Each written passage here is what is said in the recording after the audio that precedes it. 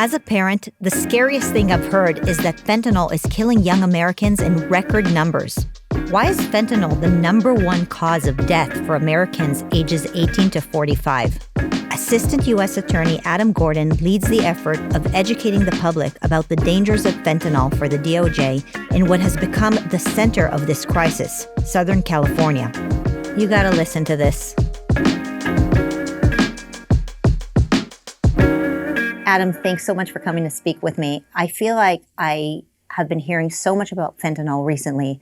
5 years ago, I didn't even know the word fentanyl, to be honest. Now I hear about it every single week. So tell me a little bit about what is fentanyl? What is this thing that we're also worried about right now? Sure, Marissa, thanks for having me. Obviously, this is going to be a tough topic, but I think it's so important that we talk about it. So fentanyl is a drug, right? It's a synthetic opioid that was created about 60 years ago.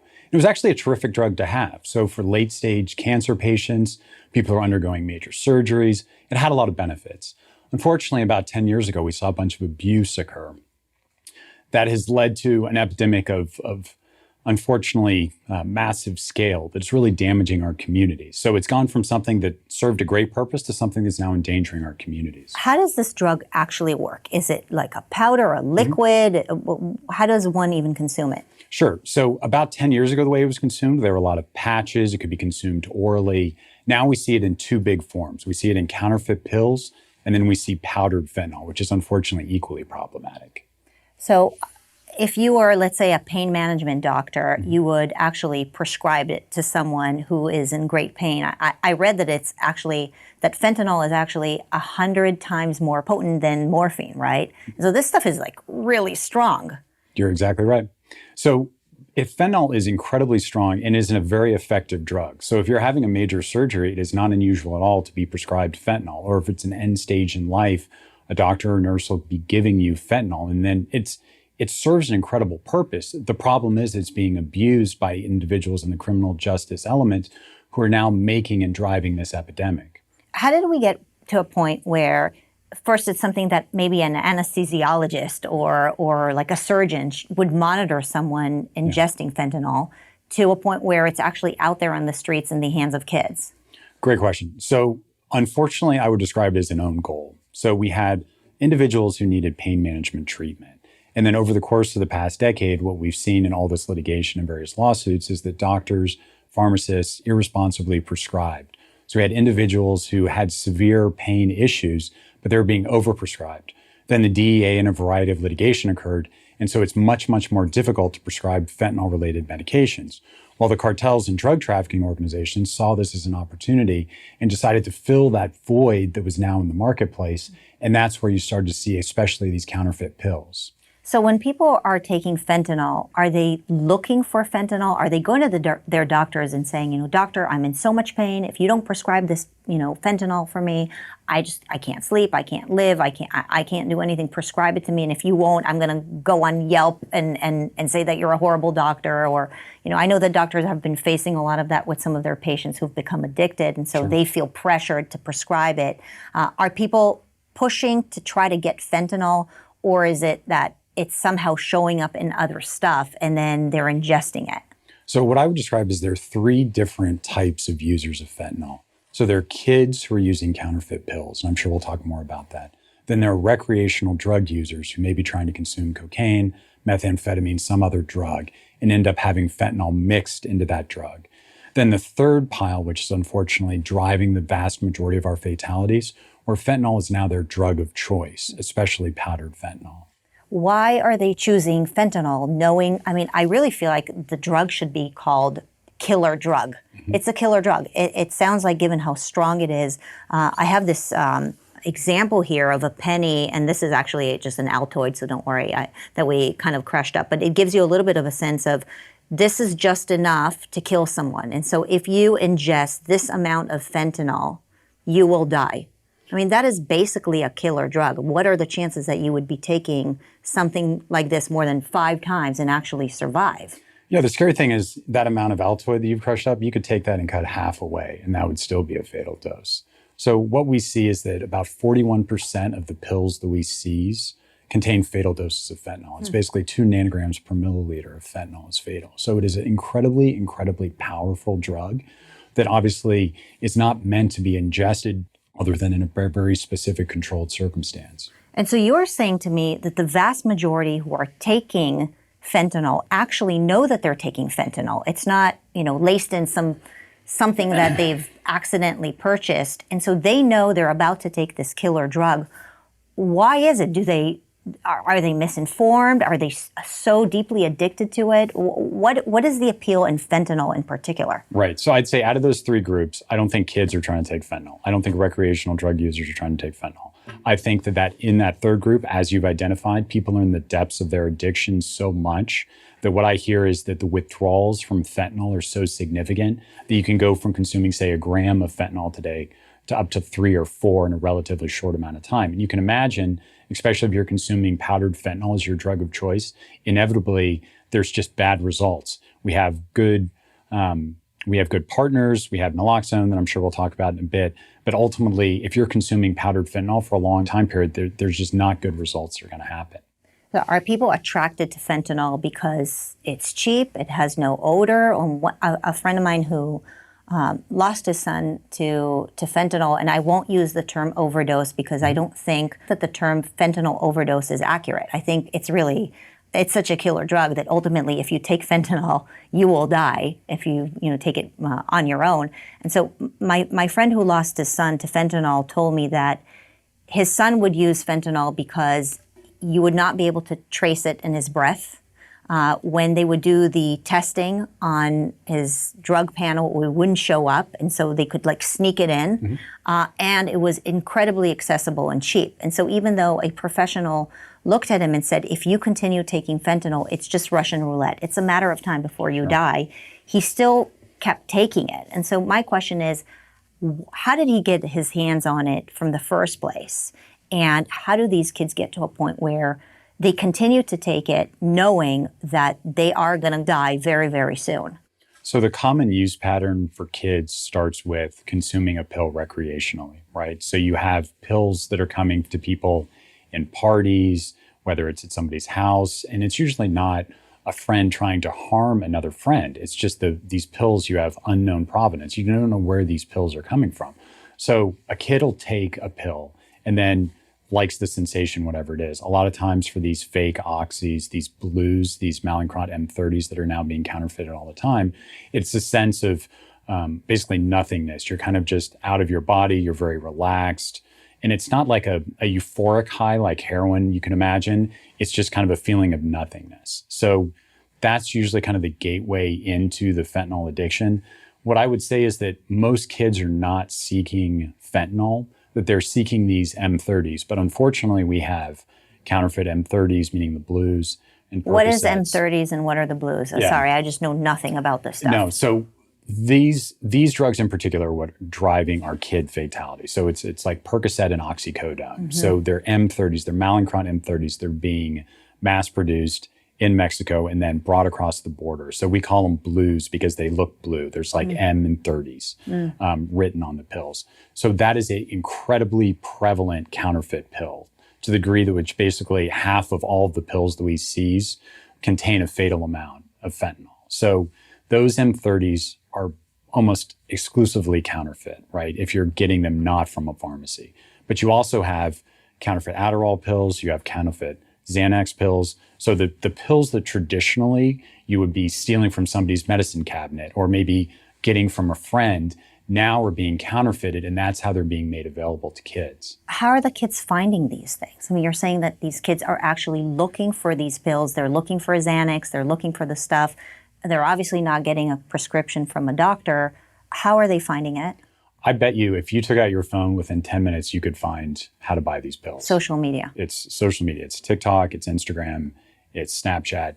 They are incredibly prevalent in terms of, it's not the cartels and it's not the drug trafficking organizations, it's north side distribution cells and drug dealers that provide these fatal doses of the counterfeit pills. And a lot of it is advertising to kids. So basically kids get their hands on this one of two ways. One is through like friends just giving them a pill. And of course the friends are not trying to kill other friends, but those are usually counterfeit pills. And the other way is actually reaching out via social media to contact somebody who will then, they'll set up a meet, they'll deliver the pill that way. Yeah, no kid thinks that they're buying a counterfeit pill. They're assuming that they can trust the source, but then Yeah, and yeah. you'll actually see it in the social media postings. It's always like the most trusted blues, or these aren't Mexican blues. These are, real blues. Well, of course, they're not real blues. They're, of course, counterfeit pills. So the idea that you're having some righteous source of these pills that are coming straight from the pharmacy it's ludicrous. But that's unfortunately, when we're seeing the kids, and unfortunately, I look at a lot of fatalities, and then we get into the kids' cell phones and we're trying to identify the dealers. And when we do, you see these text communications where the dealers are assuring the kids that, of course, I have the righteous blues. These are not bad pills. Well, of course, they are bad pills. How did you get into this line of work? Sure. So I actually started with the San Diego County District Attorney's Office and prosecuted crimes over there, and then was a defense counsel in between, and then came over and worked for the federal government as a federal prosecutor. So I started doing a whole bunch of these crimes that we were talking about, importation and distribution, and then ultimately got into the position I am now, where I focus almost exclusively on the fentanyl epidemic. So how many years have you been Mr. Fight Fentanyl? Yeah, so that would have been around November of 2021, I want to say. Any surprises? Yes. I think that the biggest surprise I had was the people's drug of choice was fentanyl. When I sat down with law enforcement initially, and I just asked them, like, who's using fentanyl? I didn't understand that people would actually be trying to consume fentanyl. It blew my mind. I knew that fentanyl was deadly. Why on earth would you consume fentanyl? And it just shows how deep people are in their addiction, that that's their drug of choice. So that was something that was incredibly surprising and took me a long time, and actually took me talking to addicts to try to learn why they were using fentanyl and just the nature of the withdrawals and what they're trying to fight off and why they're using fentanyl. This is, I think, incredibly important. One is a lot of people started because they either started on like heroin or the pills initially, and then they switched over to fentanyl because it was stronger. In terms of why they use fentanyl, it's different than like heroin or almost any other drug. It's basically that the withdrawals are so bad, what they describe as quote unquote getting well. I don't know if obviously you've got children. Like the example I use is when I had my appendix taken out, right? So I had my appendix taken out. I wake up, 12 hours later, whatever it is, my whole body like aches. Imagine that, but like 10 or 15 times worse. So when you're talking to addicts who are using fentanyl, it's not that they're seeking some euphoric high. It's just they literally have to use all their energy just to like basically quote unquote get well, basically starve off those withdrawals. So would you say that most people who start with those kinds of opioids had some sort of pain before, like a shoulder pain or some sort of surgery that they had to recover from, and then they just kind of couldn't stop? Yeah, so that's unfortunately like one of the silos that people come into, ultimately like fentanyl consumption, where maybe they had like a really bad car accident or a really bad back injury and they were prescribed oxycodone. But then after 6 months, the doctors maybe were hesitant to provide them oxycodone, or they wouldn't justify the prescription anymore, whatever it is. So now they're left with this, basically this addiction, this need for whatever painkiller they had. And how are they going to fix that? So sometimes they would go and seek these counterfeit blues. And unfortunately, a lot of those individuals who ultimately pass away went from that step all the way to powdered fentanyl. If you're addicted to oxy and you can't get a hold of oxy, can you just switch to fentanyl and feel like it's seamless? Or is there withdrawal from oxy because it has a different substance in it? I wouldn't say seamless is hard for me to say, but what I can say is that use pattern is very standard in terms of what we see ultimately for a lot of our fatalities, where originally it was some actually prescribed medication into some counterfeit pill, then into the powdered fentanyl. And that's mostly the folks who are seeking out fentanyl, not the folks who accidentally bought something and there's fentanyl in it. Yes. I mean, obviously, some of those individuals who passed away were trying to get some counterfeit, oxycodone pill or M30 or whatever it was. There's certainly people who died in that way. But then there's obviously the next step of individuals who were so far into the depths of their addiction that they then seek out powdered fentanyl, because what I hear a lot is that the pills have a regular strength and the powder is actually stronger than the pills.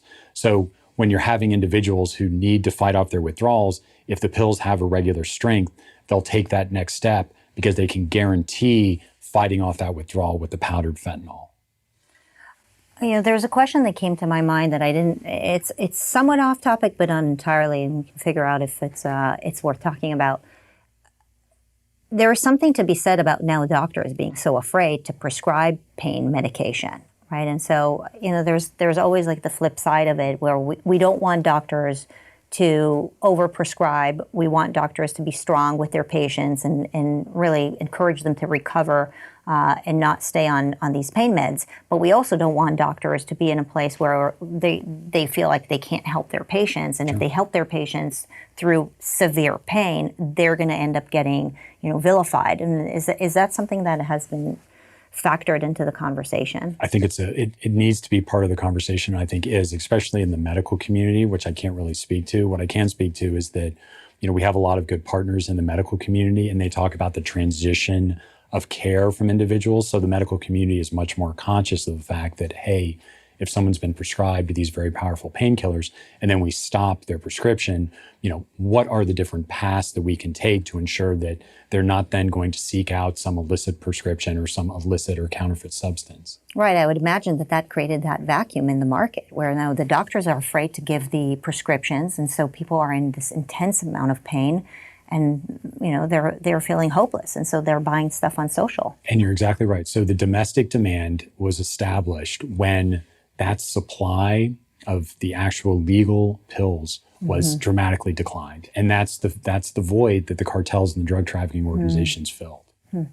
So you're working directly out of San Diego, which is probably one of the largest danger zones when it comes to fentanyl. And just describe to me what are you seeing over there? So San Diego is a very specific environment. About 60% of all the fentanyl seized comes through our ports of entry. So I work in the Southern District of California as a federal prosecutor. So we have both San Diego County and Imperial County. And in San Diego County, we've got like the San Ysidro Port of Entry, Otay Mesa Port of Entry, these incredibly large ports of entry. What we see is about 60% of all the fentanyl coming through our border district. A lot of the fentanyl stays in San Diego, but unfortunately, San Diego is a distribution hub. So you'll see packages that start in San Diego, go to LA for further distribution, Chicago, New York, DC, New Orleans, whatever. Is it coming in through what we would call a porous border? Is it coming in through, the cartels, the coyotes, or is it coming, in legally with people who have, suitcases of this stuff? Yeah, so what our seizure numbers reflect is that the vast majority of the seizures happen at the ports of entry. Because you can imagine, you can put a lot more drugs in a vehicle than you can in a backpack, right? So those are what's really driving our seizure number. I mean, the San Ysidro Port of Entry is the largest port of entry in the entire world. It is, I can't even remember how many lanes of traffic. It is a major ongoing concern. But what we have there is we have a bunch of different ways to interdict the drugs. But it would be foolish of me to say that we catch 100% of the drugs, because I know that's not true, because there are drugs available here. So we do everything we can to interdict the drugs at the border, but eventually drugs get through. You explained to me that some people are actually looking for fentanyl because they're addicted to it and they enjoy it, and they know they're actually buying fentanyl. And then there's another group that is buying other types of pills that are counterfeit, and they're finding them online, right? So whether it's Adderall or Xanax, and suddenly they don't know that it's laced with fentanyl. Why is this stuff laced with fentanyl? Why would the drug dealers put fentanyl in weed or in Xanax? Yeah, so what I would say is drug dealers and the drug trafficking organization, the cartels, are very rational economic actors. What makes fentanyl in particular a really good product is you don't have to grow anything. It's a synthetic opioid, right? It's just like methamphetamine. You don't need a plant. You don't have to process a plant. As opposed to heroin, where I need to actually grow a poppy, and it's disgusting and it's very difficult to manipulate. Powdered fentanyl is relatively easy to make. The precursors are straightforward to import. And then, unfortunately, you have this situation where there's the domestic demand. So the cartels and the drug trafficking organization and the drug dealers in the United States are all just responding to the incentives in the marketplace. So the reason it's in the bad pills is because it's so much cheaper to make the pills if all they have to do is put in fentanyl. So that's the reason why it's in the bad pills. For that recreational drug user category, the people who are trying to use cocaine, but there just happens to be fentanyl in there, or they're trying to use heroin, or they're trying to use methamphetamine, there just happens to be fentanyl. It's because the drug dealers are just completely indifferent to whether or not this product is pure cocaine or pure methamphetamine. They don't care. So fentanyl is so powerful that it actually provides a kick into that drug. And it also potentially has the secondary effect, if you're cutting it with fentanyl, of developing an addiction for fentanyl. And so is it true that you can find fentanyl now in weed, for example? Of the things that I'm worried about, let me put it this way, I'm not really worried about that. So you're Like we not- have plenty of stuff to be worried about, but that's not something that It's at not this like point. prevalent. People can go buy weed and suddenly there's fentanyl inside and they didn't know because they thought they're just getting weed and then they overdose on fentanyl or die from fentanyl. Yes. In terms of the cases that I've seen, I've never seen somebody who was trying to consume like weed or some sort of edible and ended up dying because of it, because there was fentanyl tainted in that. So it's more pills like Oxy. You think you're buying Oxy, you think you're buying Adderall, and suddenly there is fentanyl in there because it gives it a little extra kick and it's cheaper to manufacture. Well, especially for the fake pills, it is incredibly cheap to be able to do. So they don't really care what the high is associated with it. It mimics the high of the oxycodones, of the Xanax. It's very difficult for users to be able to say X, Y, or Z is actually fentanyl versus what they were trying to get. So that's why the cartels are ultimately making so much of it. So in the cartel's mind, they're doing two things. They're making pills, which there's a huge domestic demand for, and they're making powdered fentanyl, which is incredibly cheap, very, very powerful, can be stomped on many times along the distribution network, and then can be distributed throughout the United States. Can you give me a sense of what are the numbers that we're looking at here? Sure. Like not just the numbers that are being sold, but like how many people are consuming these pills? Yeah, I mean, the most tragic rate is obviously the death rate, right? So we're losing over 100,000 Americans every year to overdoses. Of that number, the latest stats is about 60,000 Americans every year to fentanyl-related overdoses. Now, those are delayed stats. So once the new numbers come out for 21-22, I would project that to unfortunately be higher. In San Diego County, where obviously I spend a lot of time, we lost 817 people last year to fatal fentanyl overdoses, and we're unfortunately trending up from that number. So the main driver, again, is having the availability of fentanyl, and it's obviously damaging our communities to a massive extent. A statistic that I heard is that the number one cause of death for Americans ages 18 to 45 is actually fentanyl death. That's correct. And so that is a very, very significant number. I'm surprised that there isn't a bigger public outcry and better information about how dangerous fentanyl is. I think that for a long time, we have basically cabined off the problem. We thought we solved it because there were all of these bad Oxy prescriptions being prescribed, fentanyl prescriptions, and then we went in, we said, well, we've fixed the bad doctors, we've fixed the bad pharmacies. And I think to a large extent, that has been solved. But because that domestic demand was created, that's what enabled the cartels and the drug trafficking organizations to be able to now fill that demand. And we haven't even begun to address all the different parts and the ramifications of the domestic demand for fentanyl. I have candy here, not for us to eat, but a few days ago, I read an article about how at LAX, somebody was arrested for bringing a bunch of candy boxes through, and inside the candy boxes, there was a bunch of fentanyl. And so I think a lot of parents like me are worried about Halloween is coming up and candy in general. How much should we be worried about that? Is there fentanyl laced in candy? I mean, if we go trick-or-treating, is that something that we need to be worried about? Yeah, obviously we're close to Halloween. I'm glad to be able to dispel this myth. This is not something that I'd be worried about if I were a parent. The reason that drug traffickers are trying to smuggle it in the boxes is because they're trying to get through security or they're trying to get through a port of entry. It's not because then all of a sudden they're going to start handing out bad M30s or bad blues for Halloween candy. It wouldn't be a rational decision for drug dealers, right? They want to be able to sell their product to consumers. So the reason I presume, and it's just consistent with my experience, that we have drugs hidden in boxes that are Whoppers or Nerds or whatever is because that's just one of a myriad of different ways that drug trafficking organizations try to smuggle drugs into the country. One of the things I'm curious about is how dangerous is fentanyl and how easy is it to just ingest it accidentally? Like what happens if I put my hand on some surface that had fentanyl in it and lick my hand by accident? Is there a risk that I would ingest fentanyl and possibly die from it? If you got it into your body system, like basically you got it into your bloodstream, that's when it's problematic. But if you're just like touching it, just go and wash your hands. So it's not, unless it can some way saturate the skin into the bloodstream, it's not problematic. We talked about the fact that you've been catching a lot of the criminals. What is done to them once you catch them? Sure. So on the federal side, if you provide a fatal dose of fentanyl, you're eligible for a 20-year minimum mandatory if your fentanyl results in a death. So it's something we take very seriously and prosecute a bunch of those cases. We've sentenced 9 defendants in the past 12 months for just those resulting in death cases. And what if somebody is drug dealing, but it has not resulted in death?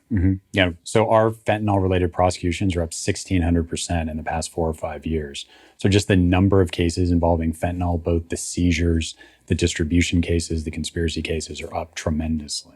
And if somebody is caught dealing fentanyl, like on college campus or high school campus, what is done to them? Yeah, so they could be eligible for all of these are federal crimes, right? So especially in the drug world, you have both state crimes and federal crimes. So we vigorously prosecute, and we have partners in our district attorney's office in San Diego and Imperial County who also vigorously prosecute these drug crimes. It doesn't matter whether or not you even knew it was fentanyl or the amount you provided. If you provide a deadly dose of a drug, in most cases it's fentanyl, and somebody dies, you're eligible for this resulting in death crime that has the 20-year mandatory minimum. Then you've got like distribution cases or importation cases, and your actual like custodial sanction does depend on the amount of drugs that you brought in as well as your criminal history. How many of those are you seeing every day?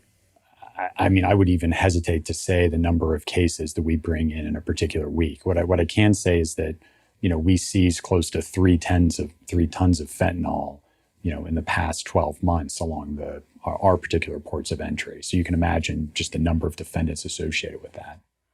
And so let's talk a little bit about why there's such a demand for these pills and what kind of education can we provide to the public so that, you know, our kids don't continue to die at these kinds of numbers. I think it's surprising that, you know, the government has done such a concentrated effort to talk about COVID and masking and testing and vaccines and all of that, but it just seems like there isn't that much of a concentrated effort to talk about how dangerous fentanyl is and just this, I think this kind of pill crisis or drug crisis. I think our society has become so used to just taking medications and solving things with pills that our kids are basically learning that a pill will solve your heartache, will solve your any sort of pain. And so how do we get the government to use this platform that they have to better keep our children safe? And what are your suggestions around that? Well, ultimately, I think that it starts with education, right? And that's why I'm here today. And that's why there are a bunch of people who talk about fentanyl all the time.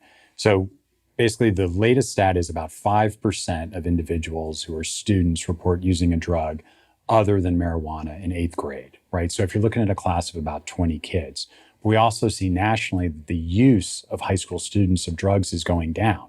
So we're really focused on a relatively small number of kids in a particular class that are particularly vulnerable. So what do we need to do? We need to start talking to kids about fentanyl as soon as possible. I don't think 5th grade or 6th grade is too early to be talking about fentanyl. I was teaching in front of a school yesterday of 10th graders, and I have a standard question like, hey, how many of you have just heard of fentanyl? And it was only about 30 to 40% of the hands. That's on us. That's on us as adults for not properly educating kids about the dangers of fentanyl. So when we look in the mirror and like, how does this crisis develop? Like, who's ultimately responsible? Yes, the government obviously has a role, but we need to be in all of the schools. We need to be talking about our kids, specifically about the dangers of pills, because it is a generational difference. Like when our generation was growing up, we didn't have a pill like this that would kill you. And also, we didn't have to educate our children about, hey, this is what a potential opioid overdose looks like and how to deploy Narcan. I mean, we're asking a lot of our kids, but that's where we are. I think when you talk about our generation, folks in their 30s and 40s, in some ways, the way we look at these drugs is not as much of a big deal as I think we should be looking at these drugs. You know, people are like, oh, when I was in college, I would smoke, and that wasn't a big deal. Here I am right now, a professional. And I think the drugs have become so much more potent.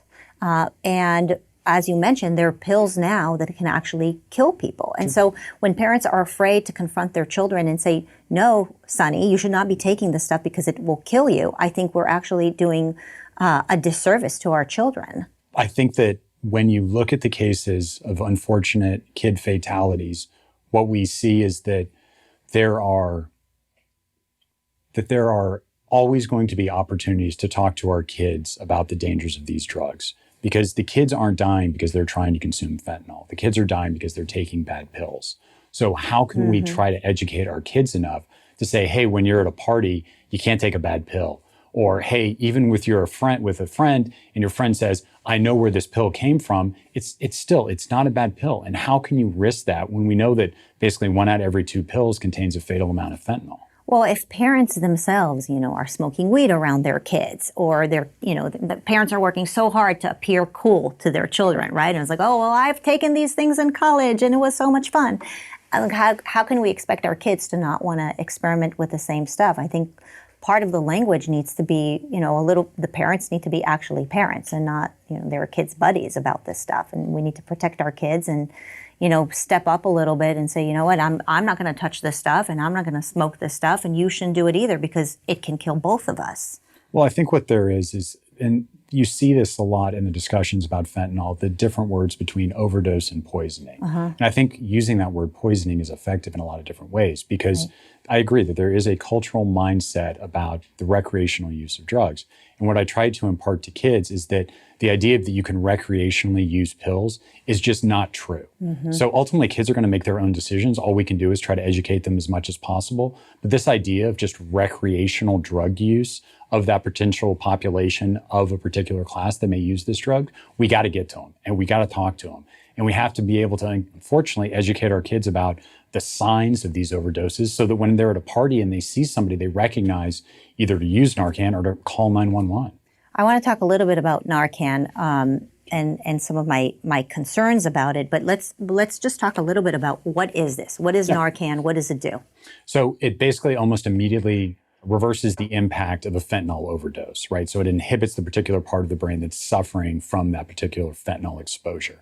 So in a lot of ways, I'll say this just from a personal level, it is a godsend that we have because it saves a tremendous number of lives. So it's something that I believe should be in schools, should be widely available because fentanyl is widely available. So we need to be able to save as many lives as possible. It's very easy to deploy. It's just like a nasal spray. So you put it in one nostril, you deploy it. They usually come in batches of 2 to be able to potentially save someone's life. But even if someone's overdosed and you provide them Narcan, you still need to call 911. Where do you get something like this? They've actually done a much better job of making it widely available. So now they're in schools, they're in pharmacies, they're in, CVSs, they're in libraries. I think that all the community stakeholders realize that we need to have Narcan available as much as possible in the community. So if you take fentanyl by accident or on purpose and you realize that you can't breathe, then you would spray it into your nose? Would you do one spray? Yeah, unfortunately, it would be unusual for someone who's consuming fentanyl or consuming a bad pill to be able to deploy Narcan on themselves. That's a possibility, but more likely somebody who's around, or in a lot of instances, paramedics or law enforcement professionals will deploy the Narcan to save somebody's life. How long does it take from the moment of ingesting fentanyl to the moment of, possibly dying and not breathing anymore? Yeah, so fentanyl affects your lungs and your heart. The signs and symptoms of fentanyl are pretty specific. So it's a drowsiness, it's an irregular breathing, you lose blood flow to your extremities and particularly your blue lips. You also have potentially gurgling going on. So it can happen relatively quickly and it can happen over a course of time. So it's difficult for me to say, you ingest fentanyl and it takes X amount of time because there's various doses of fentanyl in whatever you're taking. So moral of the story is that the symptoms of a fentanyl overdose we sort of recognize as part of the literature and as part of our experiences. But it's difficult if we're trying to educate kids about, hey, this is potentially a sign of an overdose. And so if a friend seems to not be breathing well and you take it out and you spray it up their nose a couple of times, is there any risk in spraying it and actually not having fentanyl in your system? I love that question. It's a great question. The answer is no. So if you err on the side of caution and deploy Narcan on somebody, it's not going to have some negative long-term health results. So if it's a question of, do I deploy Narcan or do I not deploy Narcan? Deploy Narcan. Do it and call 911. Okay, so here's something I'm worried about. What I'm worried about is I know we're going with the assumption that people are going to probably consume fentanyl anyway. And so let's give them Narcan and tell them that there is a solution that if they consume fentanyl, they can actually spray something up their nose and they'll be fine.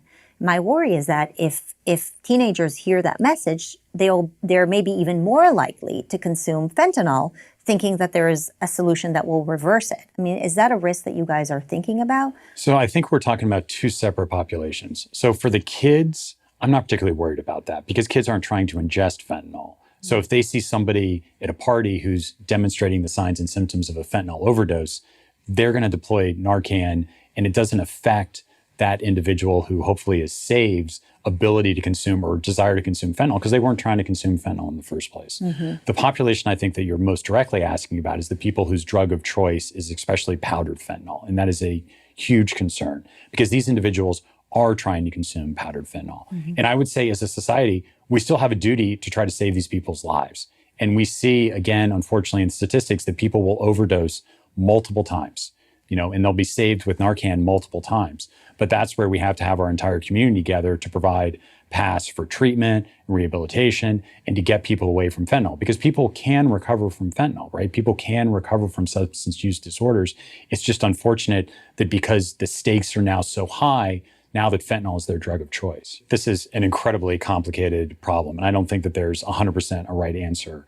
But what I would say is that we know that Narcan works, and we know that Narcan saves lives. And it ultimately is our responsibility as a society to try to protect kids in every way we can. So even if kids are going to use, and we know that some kids are going to use because we've unfortunately seen the experience of losing so many kids, we got to do everything we can to save lives. So it's a delicate balancing act, but I do think that the availability of Narcan is something that is meaningful in our communities.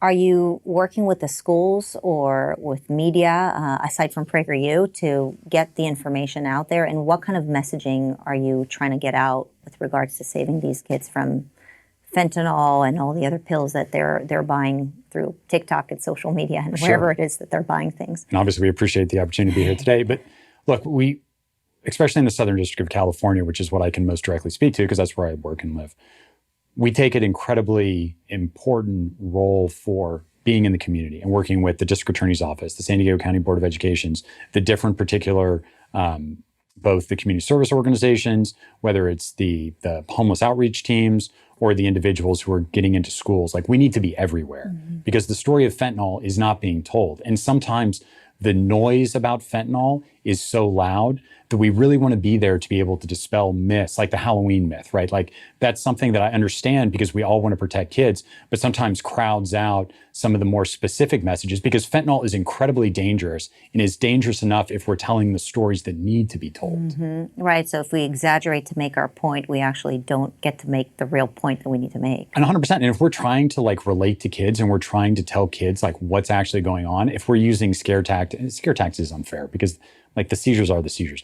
But if we're not focusing on what's actually causing the fatalities, then we're losing potentially the credibility when we're trying to reach and talk to our kids. So what advice would you give to parents whose kids are not currently on drugs, but are probably entering into the teenage years where they're on social media, they're going to parties? What do you think we should tell our kids? You got to talk to them about fentanyl early and often. It has to be part of the conversation. And I wish this was something about recreational drug use or alcohol or vaping. I'm not in a position to talk about any of that. What I can tell you is that we need to be specifically talking about our kids and about fentanyl because we're losing way too many kids. And what about assuming that they may not know that there's fentanyl in what they're buying? It seems like we need to talk to them about the other pills that they might be buying, knowing that fentanyl might be in it. Right. The message to kids, to me, starting in 6th grade on, maybe even 5th grade, is listen, any pill you take is going to be a significant risk of being a counterfeit pill.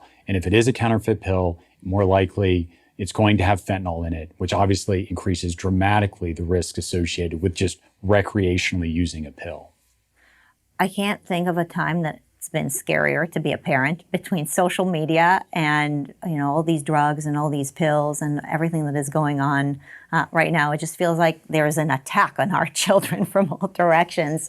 So really appreciate the work that you guys are doing. And, I hope that PragerU can be helpful in sharing some of this information out there. And I hope that the schools are partnering with you. I see them, very focused on teaching all kinds of other things to children. I hope they'll start teaching some of these things that can really help save our kids' lives. Well, thank you for the opportunity. Thanks.